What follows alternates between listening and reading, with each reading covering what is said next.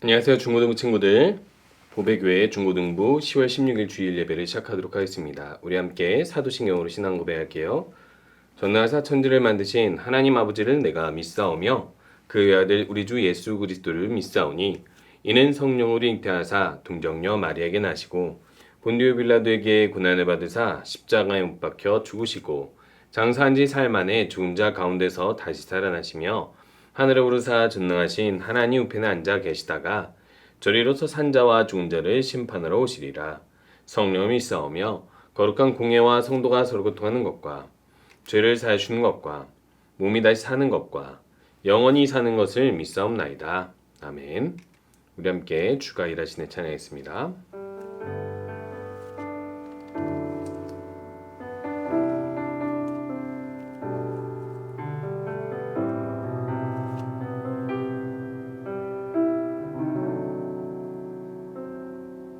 날 저물어 갈 때 빈들에서 걸을 때 그때가 하나님의 때 내 힘으로 안 될 때 빈손으로 걸을 때 내가 고백해 여호와 이래 날이 저물어 갈 때 빈들에서 걸을 때 그때가 하나님의 때 내 힘으로 안 될 때 빈손으로 걸을 때 내가 고백해 여호와 이래 주가 일하시네 주가 일하시네 주께 아끼지 않는 자에게 주가 일하시네 주가 일하시네 신뢰하며 걷는 자에게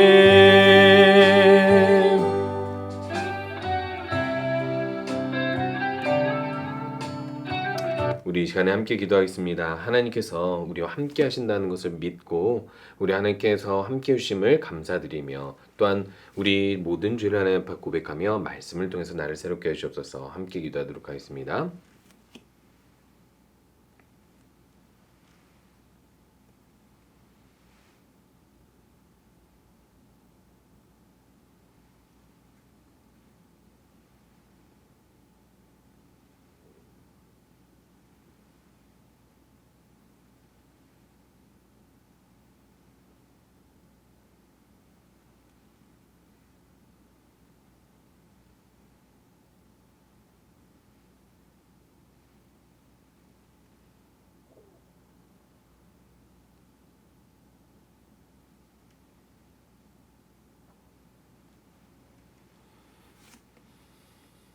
예수님의 이름으로 기도합니다.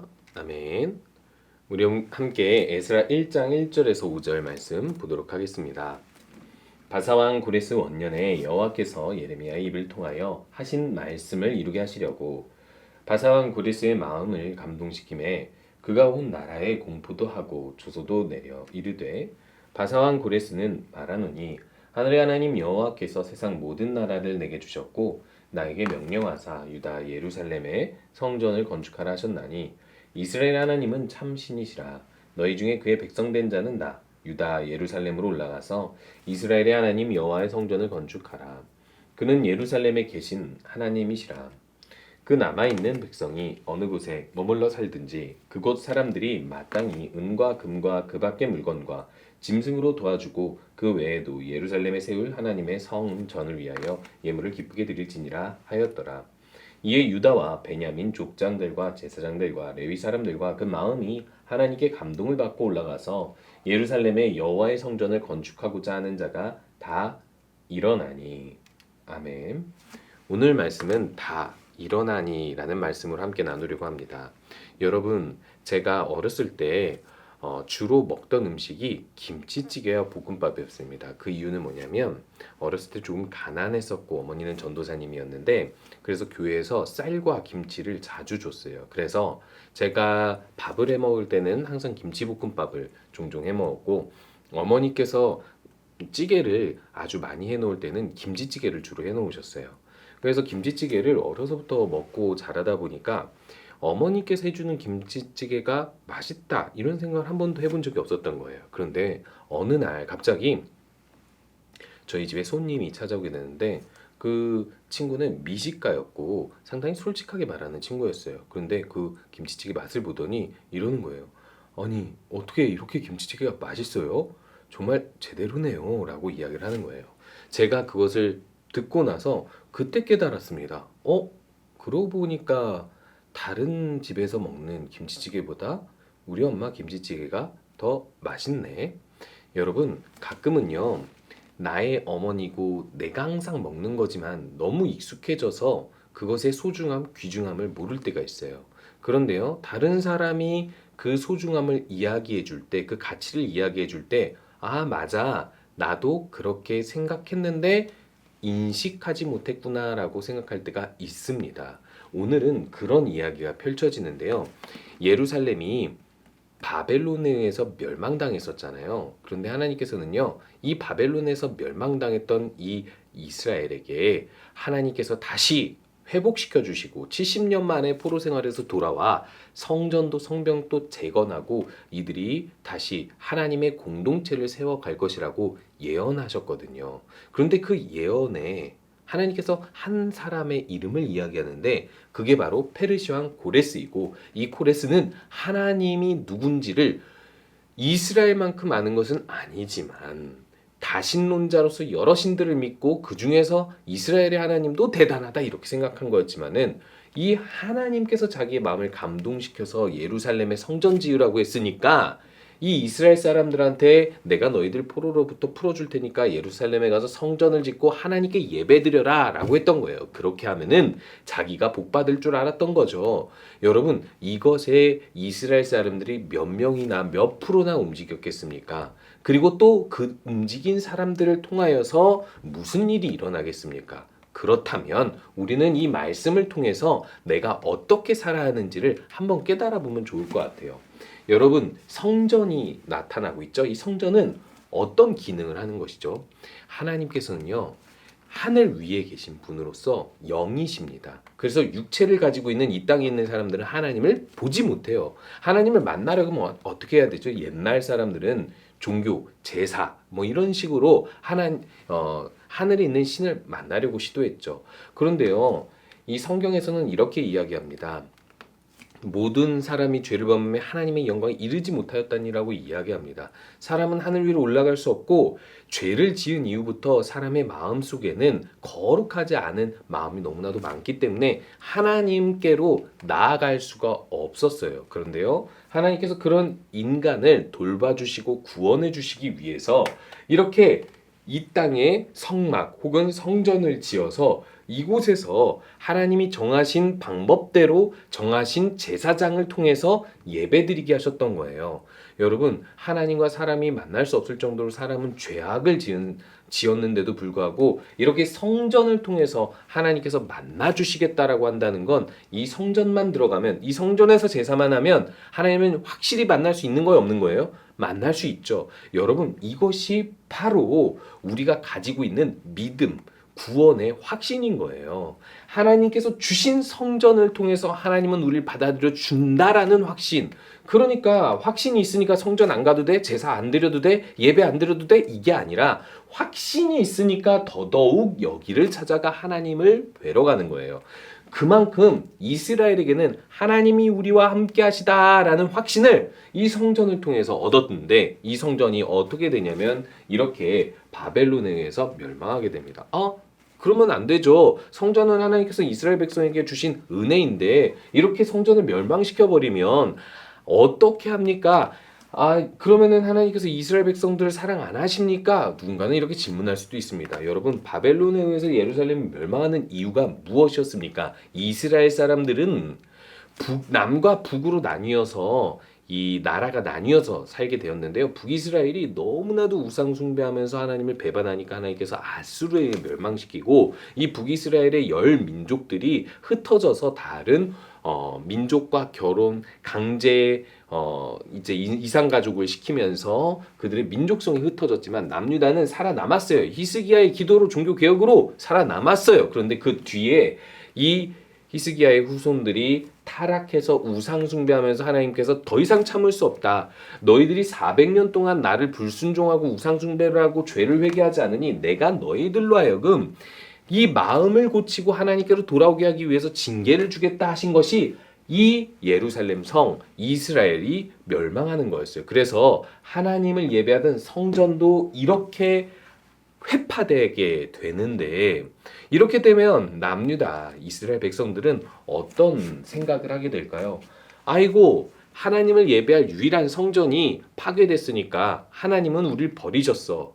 아 그러면은 우리 어떻게 예배하지? 우리 그냥 마음속으로 예배할까? 그런 생각보다는요. 예배하기 싫어지는 거예요. 내 눈앞에서 성전이 사라졌고 하나님께서 파괴시키셨으니까 그래 안 그래도 나 하나님께 반항하고 싶었는데 그래 그냥 나 하나님께 예배 안 드릴래 하면서 하나님께서 주신 이 징계의 시간 속에서 어떤 사람들은 회개하지만 어떤 사람들은 더더욱 타락하게 되었어요. 그래서 하나님께서 말씀해 주신 약속이 있는데 그것이 무엇이냐면 바벨론에서 70년이 차면 내가 너희를 돌보고 나의 선한 말을 너희에게 성취하여 너희를 이곳으로 돌아오게 하리라. 돌아오게 해주신다는 약속이 있었는데 뭐예요? 70년만 지나면 된다라는 거예요. 그럼 이 70년 동안 기다릴 수 있어야 되겠죠. 기다렸다가 언제 하나님께서 돌아오라고 하시면 그때 돌아오면 되는 거예요. 여러분 이 약속 믿는 거 쉬울 것 같죠? 쉽지 않습니다. 포로 생활이잖아요. 나라도 없고 종교도 빼앗겼어요. 내가 마음껏 하나님을 예배드릴 성전도 없는데 70년을 어떻게 기다려요? 내 눈앞에 하나님의 성전이 안 보이는데. 그래서 하나님께서는요. 말씀 믿고 기다리라고 하시는 거예요. 여러분들도 마찬가지입니다. 여러분들 여기서 왜 예배드려요? 우리 예수님께서 우리를 대신해서 죽으신 그 은혜가 우리의 영혼을 살리고 우리의 죄를 사하여 주잖아요. 그 말씀을 믿고 예수님 앞으로 나와 예수님을 의지해서 하나님 아버지께 예배드리는 거잖아요.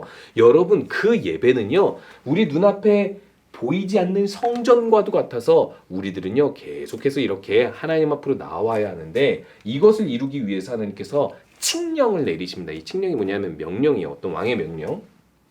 이게 실제 있는 고레스 칙령의 석판입니다. 이 고레스 칙령이 뭐냐면 고레스가 페르시아 왕이에요. 그런데요. 이 바벨론 남유다를 멸망시키고 포로로 끌고 간 바벨론을 멸망시킨 게 페르시아예요. 근데 그 페르시아 왕이 어떤 정책을 펼쳤냐면 다신론 사람이라서 각각의 국가에 있는 신들에게 너희들 알아서 예배해 내가 포로에서 풀어줄게 하면서 바벨론의 포로로 끌려왔던 사람들을 너그럽게 집으로 돌아가게 해준 거예요. 그래서 이 칙령이 발견되는데 역사적인 이 칙령에서 쓰여진 내용이 무엇이냐면 이스라엘 너희도 예루살렘으로 돌아가서 너희 하나님께 성전을 건축해서 예배드려라라고 이야기하는 거예요. 왜요? 나는 이 페르시아 왕이 되게 하신 것도 하나님이고 하나님이 신이라는 것도 믿고 너희들이 하나님께 잘 예배하면 우리가 복 받을 것이라고 믿는다. 이 페르시아 왕 고레스는 하나님을 완전히 믿는 것은 아니어도 이렇게